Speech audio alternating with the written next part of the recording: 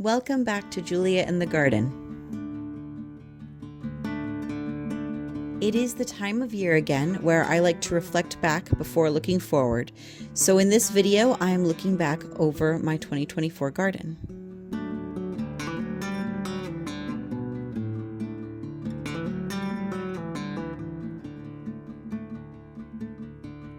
In January and February of 2024, we had a very mild winter here for us in Vermont. We did not get below 0 degrees Fahrenheit on our property, which I believe is around negative 18 degrees Celsius, and is technically a USDA Zone 7. So me and my Zone 5 plants were very happy about that.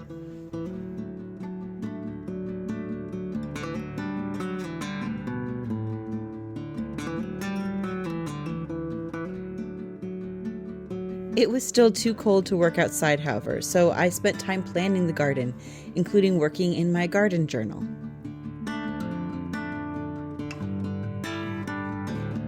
I started some seeds in January and February, and then a lot more in March and into April.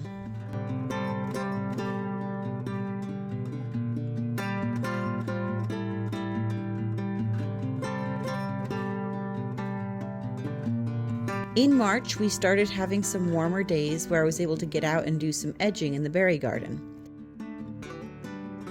I saw the first crocus bloom on March 8th, and by that time, the red-winged blackbirds had returned. Then we got another big snow in late March, which really is quite normal here in Vermont. But by the end of March, we were seeing some daffodils appear. March always requires a lot of patience from me because it's not guaranteed that I can work in the garden. We had an absolutely beautiful day to view the full solar eclipse here in April. We invited some family members over and had a fire and some treats. It was magical. And it really reminded me that I need to just enjoy the gardens more and not just work in them. Although I do find that fun.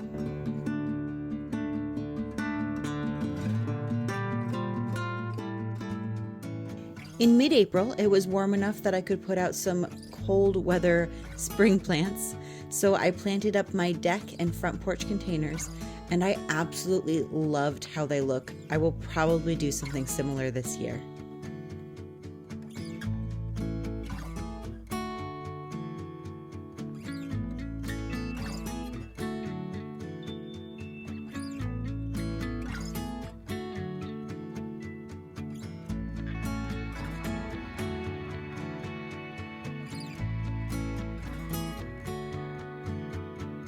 In April, we also got a table for our deck, which is a lovely place to sit and makes our deck so much more usable.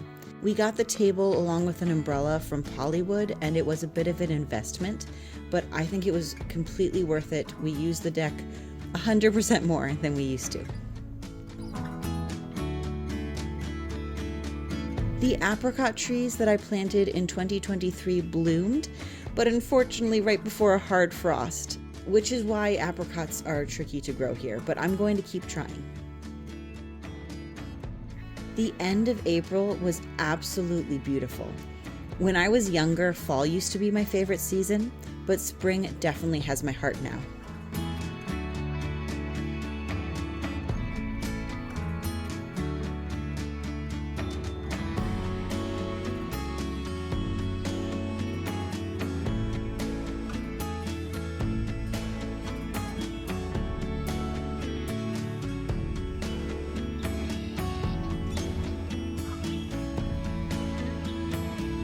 I planted a lot of trees, including a prairie fire crabapple, some magnolias, and an everbearing mulberry. And most of them did well over the season, but I did lose a few trees to different things. I had some issues with mowers mowing my trees. My pagoda dogwood got defoliated by a pest, and I'm not sure if it was deer or insects. I'm also not sure if it's going to come back or not. We will see what pulls through in the spring, and I do plan to replace some of them and also plant a few more trees. Also in April, I set up a Tempest weather station. It has been really fun having access to personalized weather data. It can be really localized. So here we can see a storm coming from the west, and it may hit us, or it may go just north or just south. So we could have rain and our neighbors 2 doors down may not. It's that localized. In the spring, I did finish digging out the south garden bed around my house. It was quite the mess. As I was digging it out, I found some bearded iris, so I transplanted it from that area into a few different garden beds. It is better to move iris in the fall, so we'll see how they fare come next spring. The berry garden and orchard had beautiful blooms this spring. The service berries, which I planted in spring of 2023, put on a show with the pink mixed daffodils around the base. While they were showing off, I decided to rework the beds that they are part of. I originally had straight rows of honeyberries on either side, but I wanted a more natural feel and to incorporate more shrubs and perennials, so I created new bed shapes and transplanted some of the honeyberries so they are in a few groups instead of a line. I'm also trying to plant more shrubs and small trees around them so that they get more shade from the summer sun, as I think they are getting a bit scorched.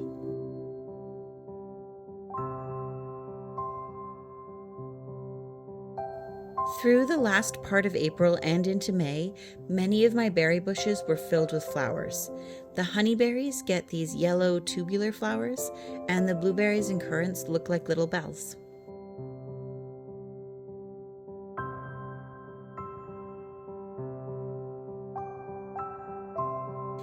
Into May, the apples and the newer peach in the orchard also bloomed. And some of the tulips that were planted a few years ago are still coming back up, which is great and not guaranteed with tulips here. I have limped along the older peach, but I think it was in a spot that was just too damp, so it was done, and I'll be pulling it out next spring. In May, we harvested asparagus from our asparagus patch. It was planted in 2020, so it has become established enough that we can harvest without worry. We did only harvest a couple of times, and my daughter and I enjoyed it so much.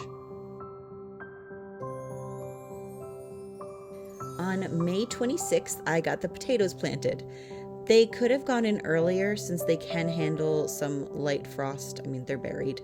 But this is when the beds were ready and I could do it. At the end of the potato bed, I planted some lettuce, bok choy, peas, and cabbages.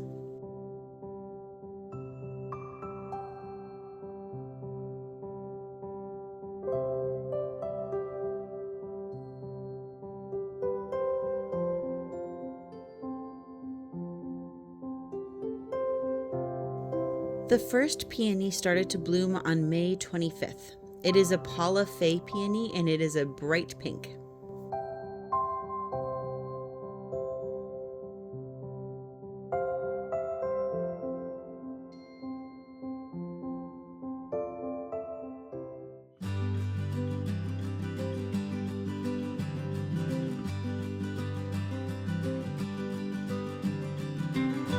Our average last frost is May 4th, so I start hardening off my plants in April and into May, and then May and June are my big planting months.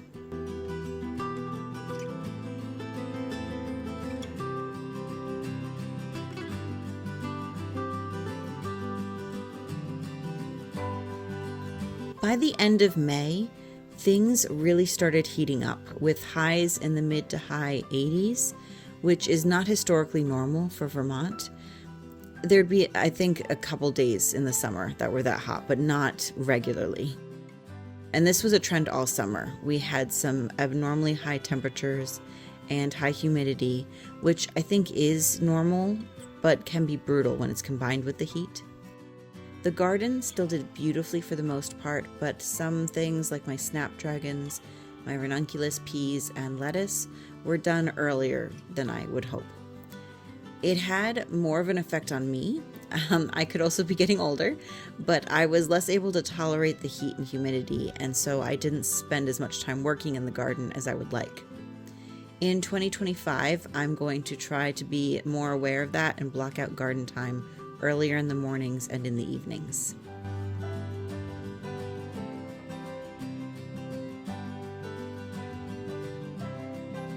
In June, my roses started blooming, as did my blackberries.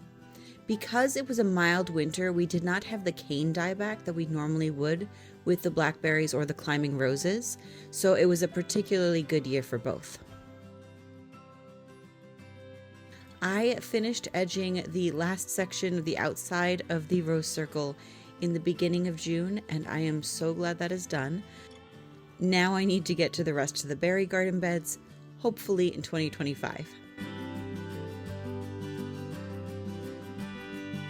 The strawberries in the rose circle are June bearing, which means that the fruit ripens over a period of just a couple of weeks in June.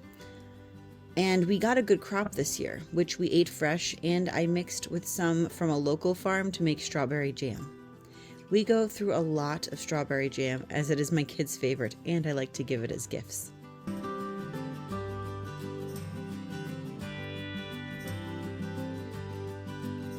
In April, when I planted up the deck containers for spring, I had also put some lettuce, alyssum, and pansies in my green stock, which I had moved to my deck, and I loved how it looked. Plus, having the lettuce growing on the deck meant that I actually harvested and ate it. The elder tree in my potager is so happy and again bursting with flowers. I had dried a bunch of elderflowers and also made elderflower syrup in 2023, and we actually don't use a lot of either of those, so in 2024 I left them for the pollinators and to turn into berries.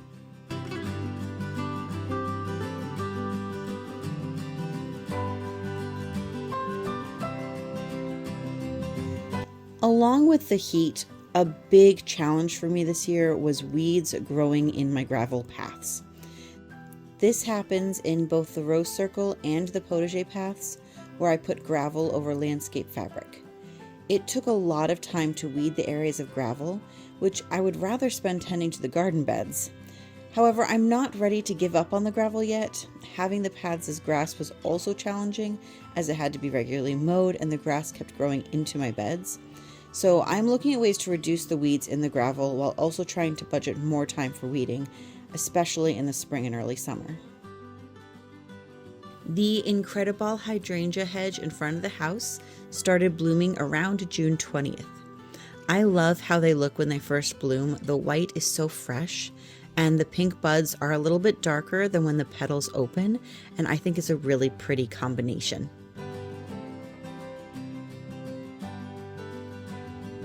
When I was hardening plants off early in the spring, either a bunny or a chipmunk was nibbling on some of my tomato and pepper plants and would cut them off at the base of the stem. I was able to take immediate protective action by putting a cloche over them, and I only lost a few, but I was worried about planting them out in the garden only for the stems to be eaten off at the base. So I made little protective cages out of chicken wire. I worked on it over the course of several days and got many scratches, but they did work to protect my plants.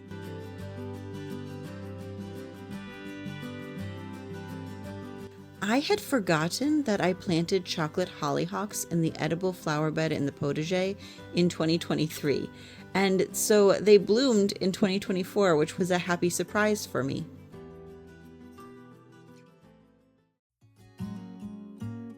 July is berry time. The first blueberries started ripening in July. My patch has early, mid, and late season blueberry varieties so that it gets an extended season. This was our best blueberry year yet. In early July, I also harvested currants and gooseberries.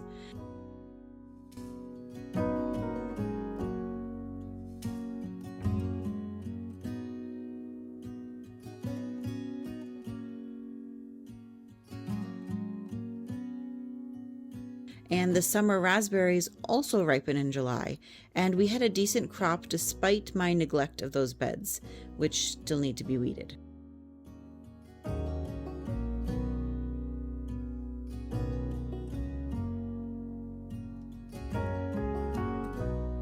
I did deal with some personal health issues in July, and then in August, I alternated being sick with my kids. So you may have noticed there is not as many videos during the summer this year. I am trying to refocus on my health so I can spend more time gardening and less time being sick in 2025. and hopefully make more videos as well. But there are always pretty things happening, even if they are neglected.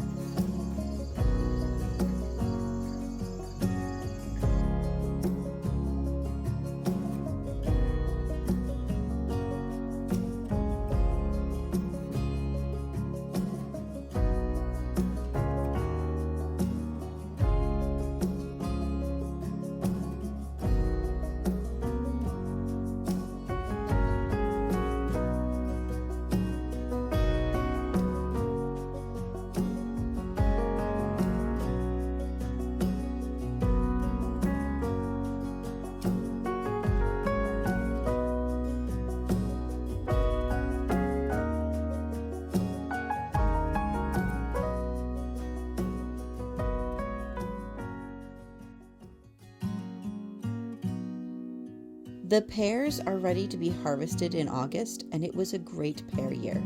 Our pear tree has tended to be cyclical, and since last year was not great, this year made up for it.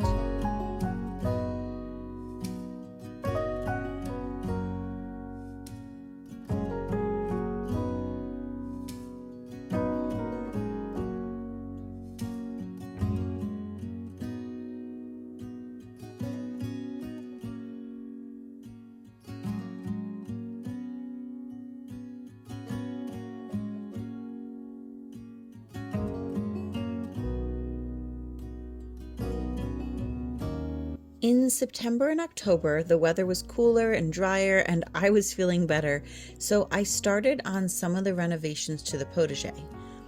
I will have a video on this coming out in the new year. I also worked on digging out the woodland border beds behind the berry garden and planting some native perennials that I didn't get in earlier in the year. Hopefully they had time to root in and will survive.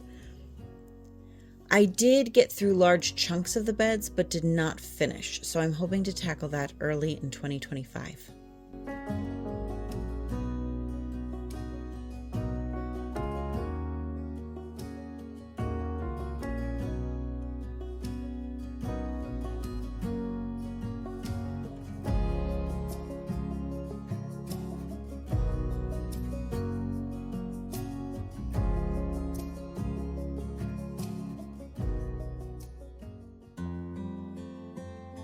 And it is now winter again. As I am recording this at the end of December in 2024, we have gotten down a little bit colder than we did last winter, down to a -5 Fahrenheit or a -20 degrees Celsius. But who knows what the rest of the winter has in store. There was a good snow cover when it happened, so I always feel better about that.